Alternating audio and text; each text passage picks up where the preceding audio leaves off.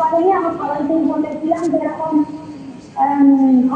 এই নার্সিং হয়েছে, তো এরকম হয়ে যাচ্ছে বাচ্চাটা, আর ওয়েটও খুব কম হয়েছে।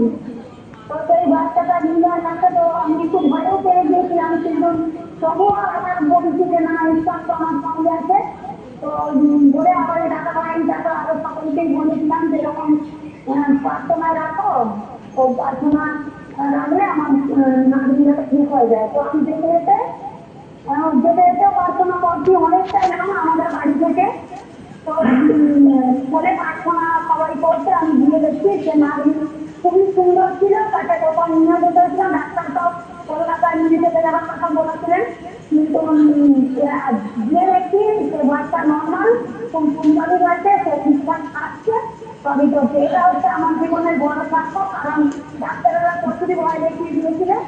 তারপরে আরো রয়েছে যে আমার মেয়েটারও সমস্যা হয়েছিল একদিন, খুবই চিন্তা প্রার্থনা বুকে যার থেকে লাগছিল। তো এরকম ভাবে বলেছি আমার বার্ষিক প্রার্থনায় স্বাক্ষর হয়েছে, হয়তো অনেকটা টাইম লাগবে, তো এখন আমার মনে করছি। তো প্রভুকে এটাই আমি সাক্ষ্য দিই যে আমার জীবনে অলৌকিক কাজ অনেক এই বার্ষিক প্রার্থনা অনেক কিছু স্বাক্ষর রেখেছে। তারপরে আর আমার স্বামীরও বাড়িতে রাস্তাটা তো দেরি হচ্ছিল, সকাল থেকে রাত্রি 10টা পর্যন্ত অনবরত বন্ধ করে যাচ্ছে, কিন্তু তারপর আবার দাদাভাইকে ফোনটা করছে। তো এখন আমার ফোন খুবই সুস্থই আছে, সুন্দর রয়েছে।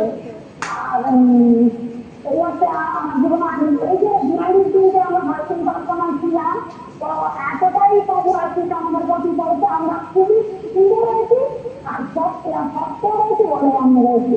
এটাই হচ্ছে আমার বড় সত্য যে বিহারি দিন কিভাবে যে আমরা আর্থিক ঘটনাটা কাটিয়েছি, সেটা আমরা কোনো বলতে পারবো না, যে একমাত্র ঈশ্বরই বলতে পারবেন।